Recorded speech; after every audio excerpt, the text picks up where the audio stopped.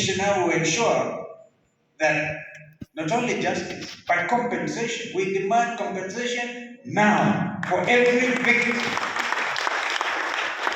Compensation now, and it's not a favor. In fact, you should let the names come quickly before you Justin and your team. You should be the ones to administer. Who can trust these people? Who can trust them?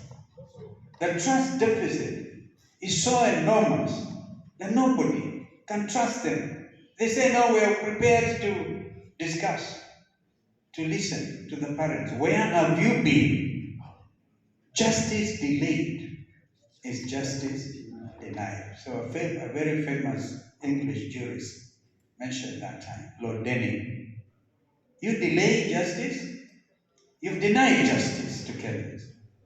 And therefore, we will stand in solidarity. Long live Kenya, long live this commission. You know, they will not sleep. They have been found out. Because this is not a joke. And so we'll be calling them out as we go. Of course, we have other issues to deal with. Even look at the corruption in the housing, so-called affordable housing. Unveiled. In fact, that is the easiest thing that we are always saying the next administration, executive order number 1, do away with housing tax. And of course, as we do so, you'll be on their tails. You'll be holding them. You'll be holding them. Messed up education system. How can we have a country where Kenyans don't know how they're waking up tomorrow? And you saw them, representatives of the suffering people of this land. But God will shine. The sun will rise tomorrow, and we shall go and lay the wreath in remembrance of these children. We've given notice. We've given adequate notice. Wakili Dewanjiru, you remember we asked him to do it. Notice to the police. And now, if you're in charge of, we thought the Green Army was well meant. Kumbe is Sakaja's Green Army. Creating Haiti like guns. We will not allow Kenya to go the Haiti way. It will not happen.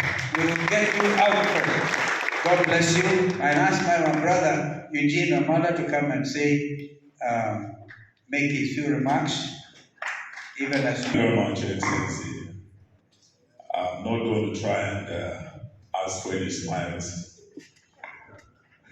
I'm normally one politician who likes smiling, but not today. My heart is really heavy listening to the parents and the victims of the extrajudicial killings of this regime, the abductions, the torture, Bob Njagi and the Kitengela 3, and your colleagues. We know the trauma you went through, and it's a year. Tomorrow we'll be marking that day. And I listened to the father of Shakil at the All Saints Cathedral. We listened to the mother of the youngest victim of them all. He was only 12 years, Kennedy Onyango. This boy was shot in Rongai. His little body took many bullets. And when the president was asked about the boy, he said the boy is alive, right? Kennedy Onyango's story was very moving at the All Saints Cathedral, and many others. Denzel Mondi's parents, and all those who are suffering. A year later, no justice, no compensation. And it reminds me of one of the poets, Jonathan Carriara. He wrote a poem, and he called it Grass Will Grow. And it was a poem by a parent mourning the loss of a child. They said, Lord, if you have taken my child away, then give me strength to dig his grave.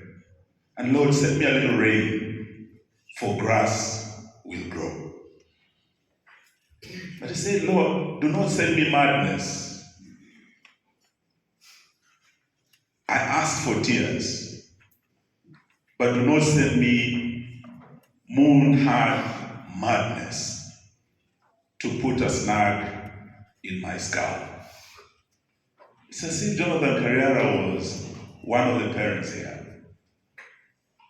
One of the parents whose children had bullets lodged in their skulls, had their brains splattered on the people's house in Parliament and on the streets. They did not aim at the legs or the arms to disable. They aimed at the head. They splashed their brains and they killed them. A year later, no justice. Those who went out in 2023 during the Azimio protests, 75 young people were killed. One was Brian in Nyalenda with his brother. They were beaten, dragged out of their homes and killed. Just like Brian, who was killed, I think it was the Sultan Hamid went with His Excellency to bury the young Brian. We cannot forget these young people. They've been waiting for justice for 2 years. But do you expect justice from the Ruto regime? Do you expect justice from the Ruto regime? No. A regime that will pick a young man, Alvaro Juan, from Homa Bay, bring him to Nairobi, less than a kilometer from where we sit, Central Police Station. They murdered the young man. Then they say he had committed suicide, that he banged his head on the wall until he died. Can you believe such a regime? No.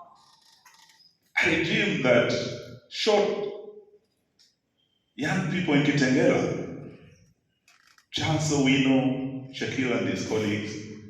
Then they hide the bodies and say these were car accident victims from Georgia, and they cover up. We've heard today from Shaquille's parents.